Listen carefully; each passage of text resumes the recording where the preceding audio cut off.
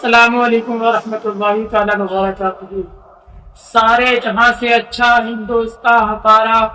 سارے جہاں سے اچھا ہندوستان ہمارا، ہم بلبلیں ہیں اس کی یہ گلستان ہمارا، ہم بلبلیں ہیں اس کی یہ گلستان ہمارا۔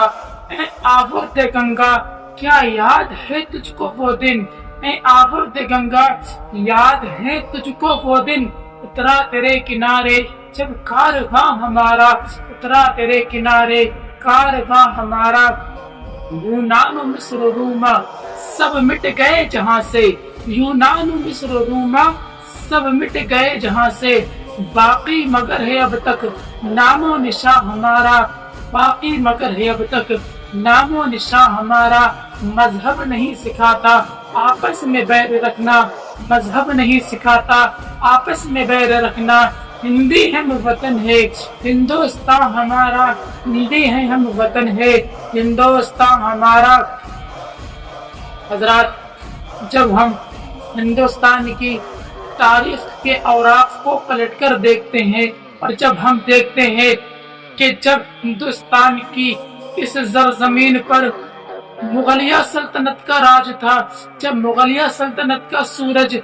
بہادر شاہ ظفر کے ذریعے جب غروب ہوتا ہے، اور جب انگریز اپنے پنجے ہندوستان میں گڑانا چاہتے ہیں، اس وقت جو انگریز تھے انہوں نے ہندوستان میں جو اپنے جاسوس چھوڑے تھے ان تمام جاسوسوں کو بلاتے ہیں، اور پھر ان جاسوسوں سے ایک مشورہ لیتے ہیں کہ یہ بتاؤ جب ہم ہندوستان میں اپنے پنجے گڑائیں گے اس وقت ہمارا مقابلہ سب سے زیادہ کن سے ہوگا، ہمارے راستے میں سب سے زیادہ اوڑے کون سے پڑیں گے، سب سے زیادہ ہمارا راستہ کون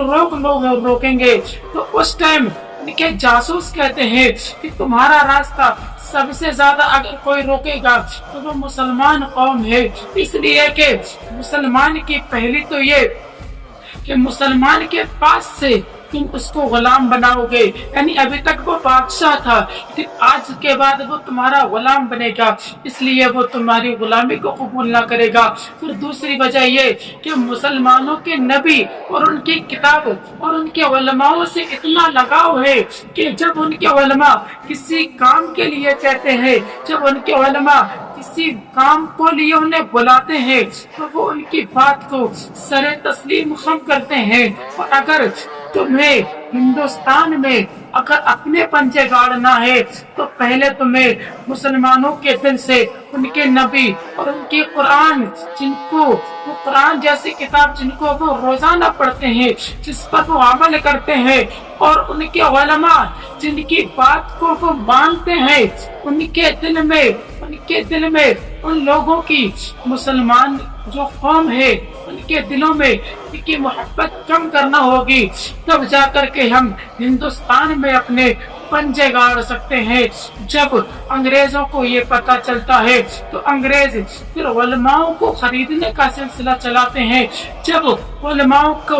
خریدنے کا جب سلسلہ چلتا ہے اس خرید و فروخت میں ایک مولوی اسماعیل دہلوی بھی خریدا جاتا ہے۔ جب وہ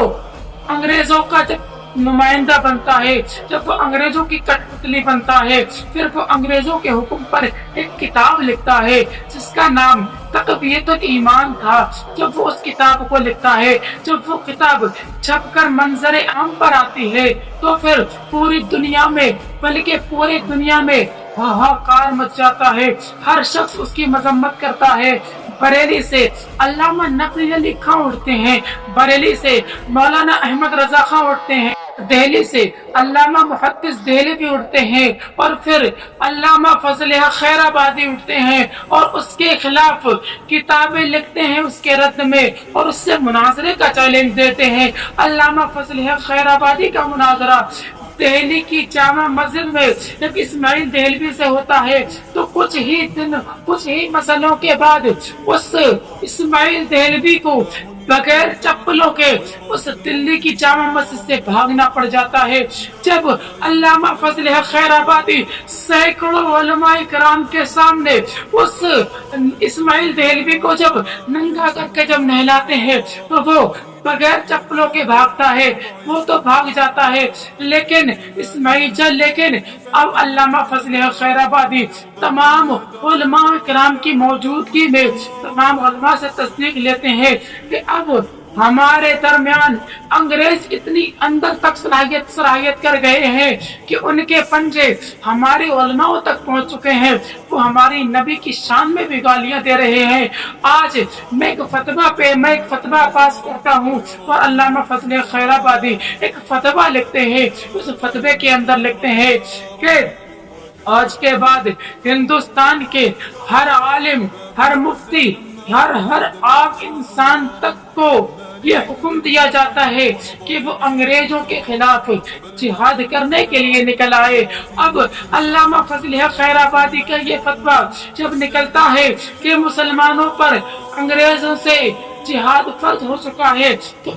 इस फतवे की तायद सिर्फ मुसलमानों ने नहीं की बल्कि सिखों ने भी की, हिंदुओं ने भी की। और फिर दिल्ली से बहादुर शाह जफर उठे, मैसूर से टीपू सुल्तान उठे, झांसी से रानी लक्ष्मीबाई झांसी की रानी उठी। हर जगह से अब उनके खिलाफ बगावतें शुरू हो गई। अब अंग्रेजों के खिलाफ जब बगावतें शुरू हुई, अंग्रेजों को जब खबर मिली तो अंग्रेजों ने उलमाए किराम को पकड़ना शुरू कर दिया और फिर उलमाए किराम पर आम गोली का ऐलान कर दिया। जहाँ भी कोई आलिम दिखे भून दिया जाए। फिर क्या था, दिल्ली की चांदनी चौक पर सैकड़ों नहीं बल्कि हजारों से ज्यादा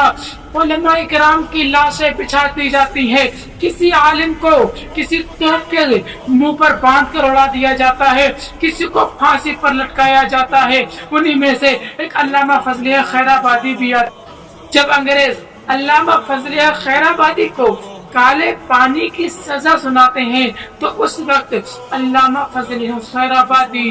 जो है वो काले पानी की सजा काटने के लिए चले जाते हैं। आप इतने बड़े आलिम, इतने बड़े मुफ्ती, इतने बड़े मुफक्किर को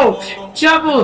अंग्रेजी जेलर जो होता है वो मिट्टी के पल्ले ढोने पर मामूर कर देता है, इधर वो दिन में मिट्टी के पल्ले धोते हैं लेकिन रात में तालीम और तदरीस का काम शुरू करते हैं और बेशुमार आलिम दीन उस जेल से निकाल कर रखते हैं। और फिर उसके बाद इधर के पास की नुमाइंदे इनके पास एक अंग्रेजी अफसर जाता है और उनकी खैर खबर लेने के लिए जब वो पर जाता है तो वहां पर पहुंचकर वो एक किताब देखता है जो फारसी में होती है। वो उसको ट्रांसलेट करने के लिए उन तमाम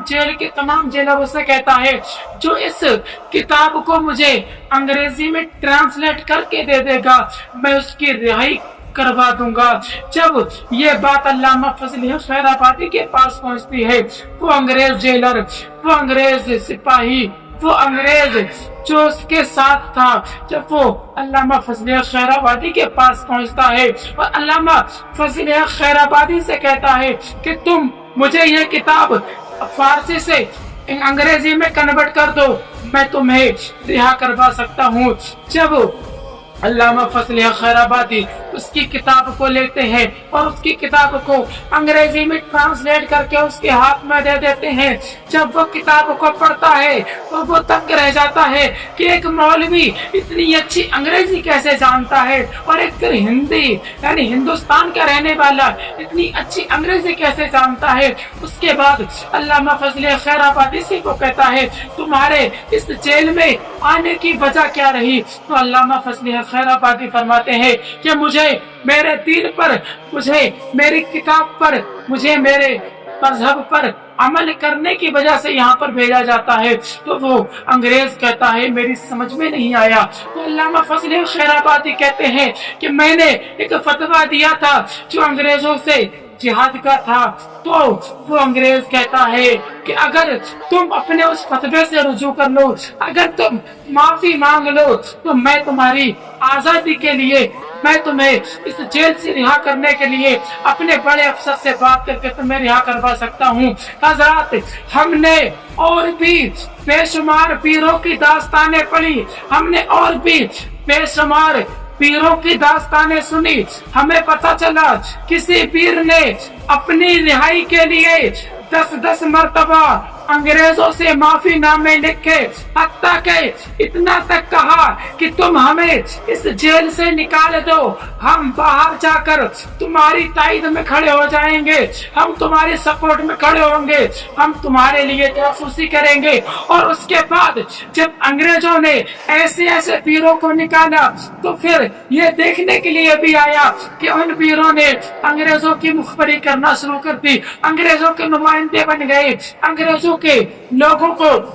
अंग्रेजों की बातें बताने लगे। लेकिन एक ऐसे वीर भी थे जिनसे अंग्रेज कहता है कि तुम सिर्फ एक माफी नामा लिख करके दे दो, या तुम इतना कह दो कि मैं अपने फतवे से रुजू करता हूँ, तुम्हें रिहा कर दिया जाएगा। कसम खुदा की मुसलमानों, अगर कोई और वीर होता तो वो ये कर जाता, लेकिन वो कोई आम वीर नहीं बल्कि मुस्तफा जाने रहमत के सच्चे सिपाही थे, बल्कि वो एक ऐसे आलिम दीन थे जो जानते थे कि जब मेरे बारे में लोग, हिंदुस्तान के लोग जब पढ़ेंगे तो वो देखेंगे कि एक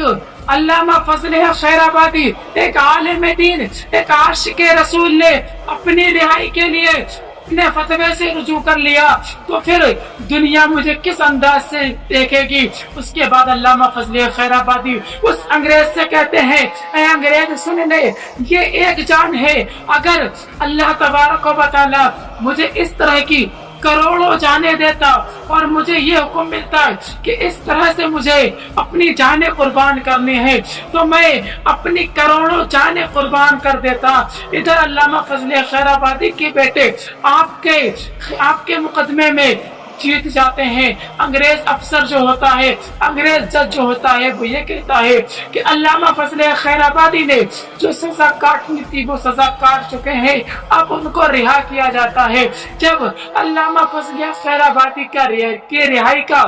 परवाना लेकर जब आपके बेटे जब